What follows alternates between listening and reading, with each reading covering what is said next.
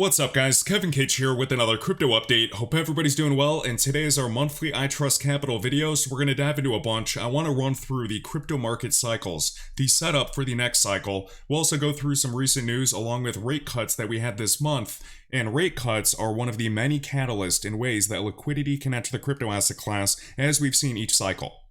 And I'm currently recording this video on my laptop because I'm back in Chicago for a wedding this weekend, so hopefully the quality is okay. We're going to dive into a bunch and I'll try to keep this video super interesting. Alright, first up, I have iTrustCapital linked in the top of the YouTube video description for anybody interested. I've had a Roth IRA with iTrustCapital since January of 2020. I was with IRA before that and I rolled over to iTrust. And one thing is certain, if and when we get another liquidity cycle like the past three in the crypto asset class, we're going to be really happy.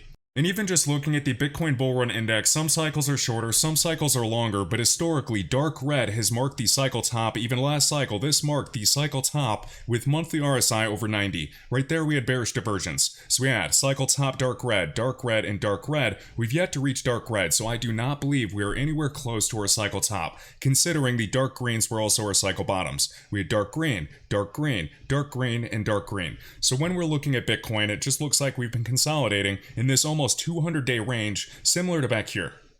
And there are a bunch of other things that support this look for another cycle in the crypto asset class. Our all-time high was 3 trillion. The global cloud market is 5 trillion. So of course the estimates range from 5 trillion to 10 trillion, potentially even higher in the future. So looking at the pi cycle top indicator, when we get the golden cross with these two moving averages, we can see this was a big swing high before pullback, and the remaining golden crosses here, here, and here were essentially cycle tops.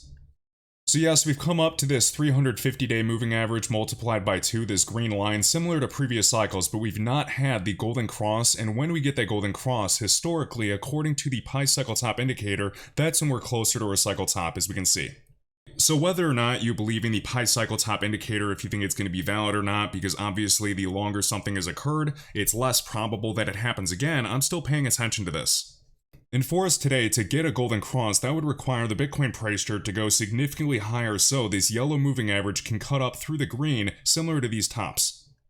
So bottom line, related to the cycles, looking at the Bitcoin monthly price chart, we've yet to see the first major move, that first monthly candle. So let me zoom in on the chart. The first monthly candle taking out the previous cycle top. So we had the first monthly candle here in 2013 going over the previous cycle top. We had the first major move, the first monthly candle here in 2017 taking out the 2013 high. And then even here we had the first major move in 2020 taking out the previous high. So that's what I'm referring to as the first major move. This is the cycle I care about when Bitcoin runs in the new highs until finding its top. And historically, Bitcoin, after getting that first major move, is running for 200 to 300 days. So that's why I've been living this year on repeat, looking at the monthly time frame, because this is the most important to wait and see if we can get that first major move, which is confirmation for this next cycle. So yes, we did poke up a little bit here, but we've yet to see that first monthly candle, the full monthly candle body into new highs like we've seen during the previous cycles. And referring to the Bitcoin dominance price chart, looking at the previous two alt seasons, what created the previous two alt seasons? A huge crash for Bitcoin dominance, as we can see, in 2017 and 2021, and Bitcoin continued to create higher highs. So we've not seen that. So just focusing on the higher time frames, the weekly and the monthly time frame, they might be boring time frames, but they paint an obvious picture of another setup for alt season as Bitcoin dominance is looking to find its top. So just wanted to rant a little bit for anybody new. We can see these cups for the monthly RSI as well, so over 90, even over 90 during the last cycle. We've yet to reach up to 90 this cycle on the monthly time frame for the RSI or the momentum, and historically that happens after we get the first major move, which we haven't seen. Notice each cycle after getting the first major move and then looking at the monthly RSI here going up to 90. We got the first major move here, not the fake out where it came back down. The first major move right there where my cursor is, and then the RSI went up to 90. Even in this cycle 2020, first major move went up to 90. So we've yet to see that first major move, which is the confirmation I want to see. So just like I shared in previous videos, the confirmation that I need to see to be certain that Bitcoin is truly running in the setup for Bitcoin dominance to crash to lead to another alt season is seeing Bitcoin draw its first major move over 80,000 anytime between now and May. If we lose this trend line and go below 40k or 30k, then I'll be open to changing my mind.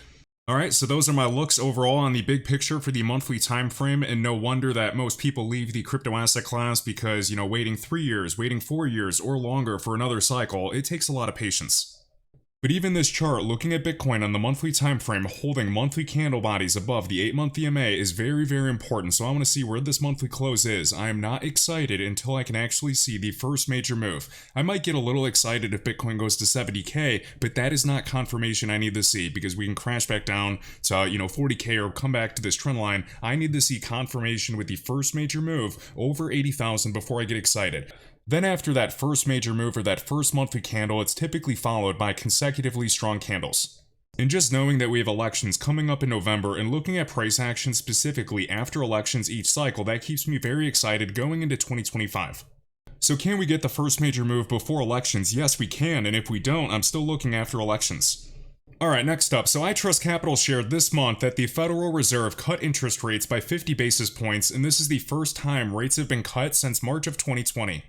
So it's been over 4 years since the last rate cut, which is absolutely crazy, and this is one of the potential catalysts for liquidity to enter the crypto asset class like we've seen each cycle.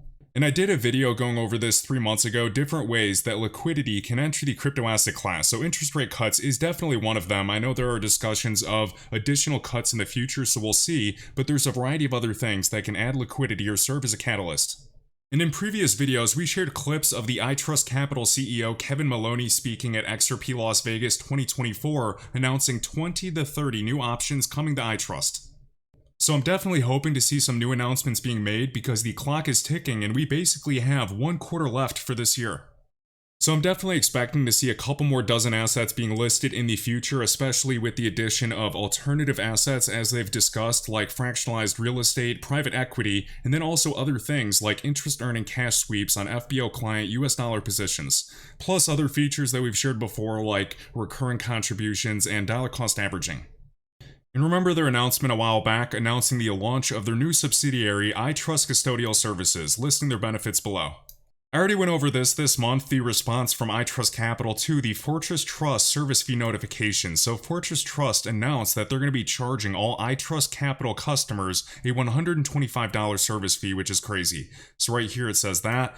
And I haven't seen any updates on this, so I do need to check my email, but iTrustCapital did say if the $125 service fee is charged, iTrustCapital will reimburse all client accounts immediately.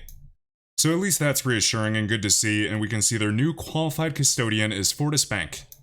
So iTrustCapital has over 30 plus different assets available today, like crypto assets and precious metals, so I'm looking forward to the addition of additional assets, whatever those may be, especially with the addition of a couple dozen more alts in the future. I know different sectors like AI, gaming, and more are likely going to get some big hype cycles in the future too. I made this video a while back, so I will add a card to this video if you want to watch this full thing going over the 7 types of crypto retirement accounts that iTrustCapital offers today. Going through each of these types of accounts, discussing the pros and cons of each of these for individuals or even business owners. And per usual, if you have any questions at all or just need to open a support ticket or call them directly right on iTrustCapital.com, you can click support and then just click support home.